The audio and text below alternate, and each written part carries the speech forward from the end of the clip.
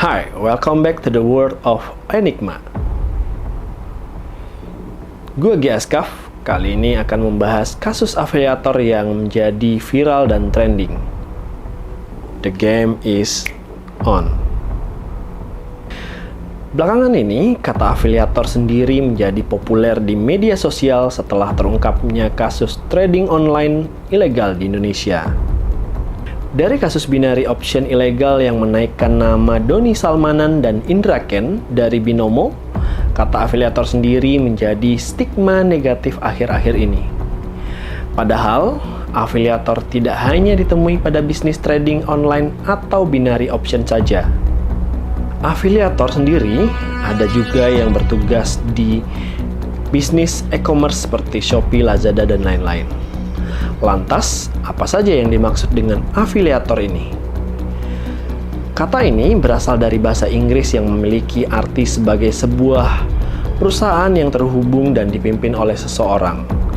Menurut Cambridge Dictionary, kata affiliate didefinisikan menjadi bagian dari hubungan dekat kelompok, organisasi, atau perusahaan.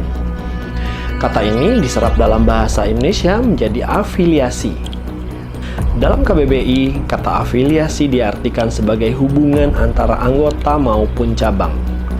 Kedua nama tersebut, Indra Ken dan Doni Salmanan, dikenal sebagai Crazy Rich Indonesia. Hal itu terjadi karena mereka kerap memamerkan kekayaan di media sosial. Mereka ternyata mendapatkan kekayaan instan dari hasil main trading itu sendiri. Keduanya disebut melakukan penipuan berkedok trading hingga menyebabkan atau menyebarkan berita hoax. Pada tahun 2017 juga sempat viral oleh sepasang suami istri yang kerap memamerkan kekayaan mereka di media sosial. Mereka berdua adalah pimpinan First Travel yang melakukan penipuan tidak memberangkatkan jemaah pergi umroh. OJK atau Jasa Otoritas Keuangan memberitakan agar memberhentikan penjualan promo umroh karena ada indikasi investasi ilegal dan pengimpunan dana masyarakat tanpa izin.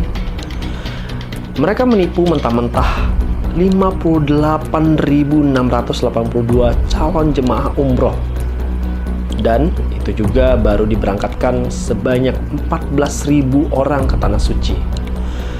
First Travel juga menggunakan beberapa selebgram dan artis untuk mempromosikan jasa biro perjalanan haji umroh mereka.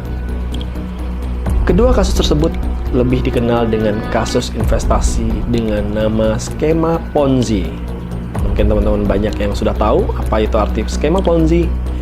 Skema Ponzi sendiri adalah kegiatan investasi ilegal yang menjanjikan profit atau keuntungan cepat, mudah, dan besar dengan sedikit atau tanpa resiko. Skema Ponzi dapat digambarkan sebagai skema piramida, di mana pengelola investasi duduk di puncak piramida dan pengelola menjaring sekelompok kecil investor yang pada awalnya diberikan profit besar melalui dana yang didapatkan dari kelompok investor kedua. Kelompok investor kedua pada gilirannya dibayar dengan dana yang diperoleh dari kelompok investor berikutnya. Dan seterusnya sampai jumlah calon investor habis dan skemanya menjadi runtuh. Lalu melarikan diri dengan uang yang sudah dikantongi. Dengan kata lain, tidak ada investasi yang dilakukan dalam skema Ponzi. Pengelola hanya memutar uang dari member-member baru yang mendaftar ke bisnis tersebut. Meskipun sejarawan percaya modus penipuan semacam skema Ponzi ini sudah ada pada awal abad ke-17. Namun, skema ini mendapatkan namanya dari Carlo Ponzi. Mungkin teman-teman sudah tahu juga, Carlo Ponzi adalah seorang imigran Italia yang pindah ke Amerika Serikat dan menipu ribuan penduduk New England dengan modus investasi perangko Eropa. Penipuan yang dilakukan Ponzi pada tahun 1919 sampai 1920 ini ditaksir membuat para korbannya menderita kerugian hingga jutaan dolar Amerika. Dilansir dari Time, Ponzi mengatakan kepada investor bahwa dia dapat memanfaatkan fluktuasi nilai mata uang untuk membeli kupon belasan pos internasional. Kupon ini adalah voucher perangko yang dapat disertakan oleh pengirim surat dari satu negara untuk memfasilitasi balasan dari penerima di negara lain. Ponzi mengklaim dia bisa membeli kupon di luar negeri dengan harga diskon dan kemudian menjualnya dengan harga normal di Amerika. Namun, Ponzi menolak memberikan rincian tentang strategi investasinya. Ia berdalih bahwa informasi itu dapat dimanfaatkan oleh kompetitor. Ponzi juga menjanjikan keuntungan 50% kepada investor dalam waktu 45 hari dan keuntungan 100% dalam waktu 90 hari. Para investor awalnya percaya dengan janji Ponzi karena pada awalnya mereka menerima pengembalian investasi dengan nominal fantastis. Kedok Ponzi akhirnya terungkap berkat serangkaian laporan investigasi yang dimuat di surat kabar Boston Post. Atas dasar itu, biar teman-teman dan masyarakat tahu bahwa ciri-ciri skema Ponzi dan teman-teman tidak terlibat agar dan juga terhindar dari kerugian, saya akan memberikan ciri-ciri dari skema Ponzi tersebut. Yang pertama, skema Ponzi itu menjanjikan keuntungan besar dalam waktu singkat dan tanpa risiko. Yang kedua, prosesi bisnis investasi yang nggak jelas. Banyak kan akhir-akhir ini di mana-mana semua orang menjadi investasi dan menawarkan investasi-investasi yang lainnya. Hati-hati.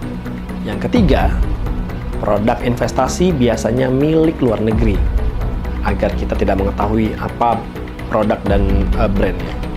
Yang keempat, itu staf penjualan mendapatkan komisi dalam merekrut orang. Hati-hati ya.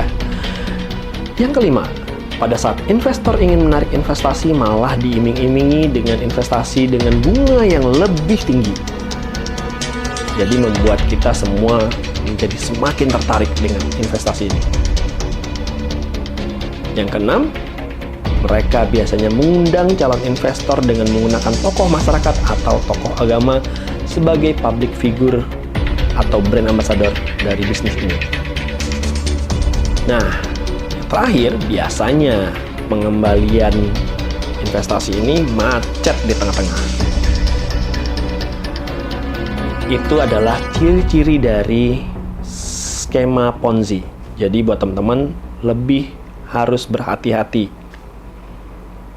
Saya lebih sepakat dengan kata-kata Bang Ahmad Saroni, yang mana bisnis tidak ada produk atau barangnya itu sama dengan bisnis judi. Jadi, buat teman-teman harus lebih berhati-hati, cermat sebelum berinvestasi, kenali dan waspada investasi bodong. Jangan lupa like, share, dan subscribe channel YouTube Enigma ini. Saya Giaskaf, see you in another case.